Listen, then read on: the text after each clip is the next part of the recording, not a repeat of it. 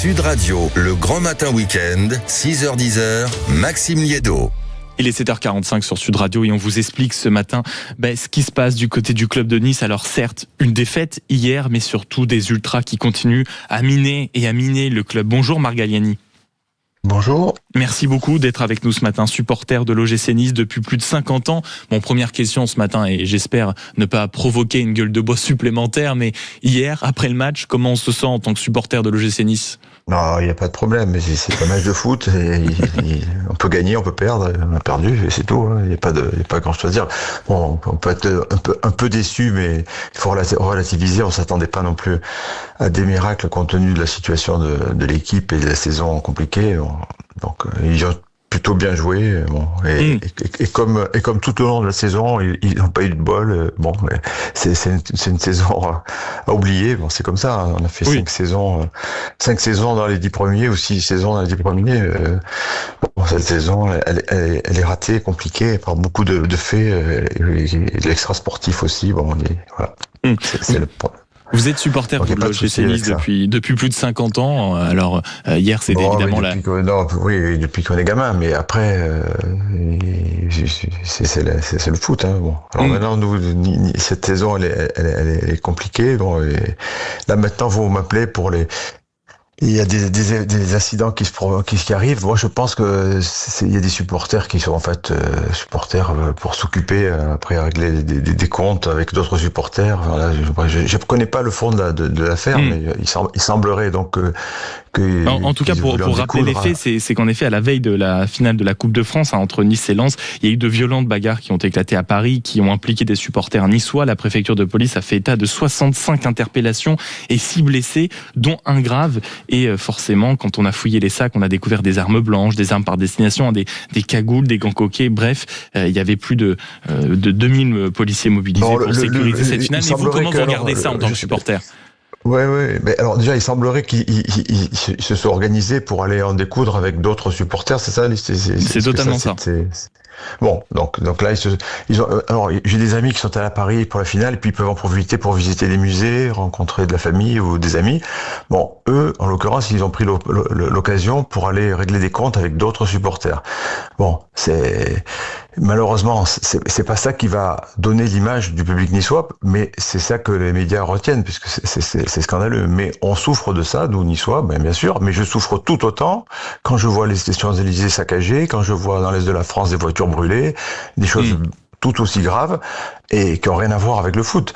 On souffre tout autant par ces comportements et le laisser-faire. Parce que le problème aujourd'hui, c'est pas Nice. Le problème, c'est le laisser-faire dans toute la France. Parce que mais vous considérez que ce problème des ultras, qui est quand même pas un problème nouveau en France, on l'a vu dans d'autres événements sportifs, qui plus est à chaque fois des événements reliés au football, on a essayé de mettre les mains dans le cambouis, ça n'a pas marché. Vous, Marc Galliani, vous dites oui, mais en réalité, il y a toujours un laisser-faire sur ces ultras, sur des faux supporters. Non, je dis pas ça. Je dis qu'il y a un laisser-faire général de partout. C'est pas que les ultras. Quand on regarde les Champs-Élysées saccagés, on souffre, on est niçois, mais on souffre, on n'est pas à Paris. Ça nous fait pas plaisir. C'est pas des footballeurs, c'est pas des ultras. Pourquoi on les laisse faire ? C'est le laisser-faire, il est partout, tout le temps. Voire même, il y a des appels à l'insurrection. On va pas des politiques. Donc, pourquoi l'ordre n'est pas respecté ? Pourquoi les gens les fauteurs de troupes on les empêche pas ? Ça, c'est la question. Voilà. Et quand vous entendez par exemple, on a eu le stade envahi dimanche. C'est ce que j'allais vous poser comme question, oui. Et c'est tout simple. Les CRS, ils sont à l'autre bout de l'endroit où il faut être. Alors, je ne sais pas qui organise ce cirque, mais c'est pas si compliqué que ça. Ils n'étaient pas nombreux à rentrer sur la pelouse. Mais c'est une préoccupation quand on est supporter d'un club comme ça, quand on voit des images comme ça. Est-ce que parfois, il n'y a pas, même si je comprends que ce soit une passion absolue, est-ce qu'il n'y a pas quand même une forme de dégoût quand on voit toujours ces images qui, malheureusement, vous le dites, restent un peu dans les médias? Il n'y a pas de dégoût, mais oui, ça peut être, on passe par tous les stades. C'est surtout, la première chose, c'est la bêtise incroyable. C'est qu'on prétend supporter un club, et en fait, on le pénalise parce que le stade est suspendu, parce qu'il y a des problèmes.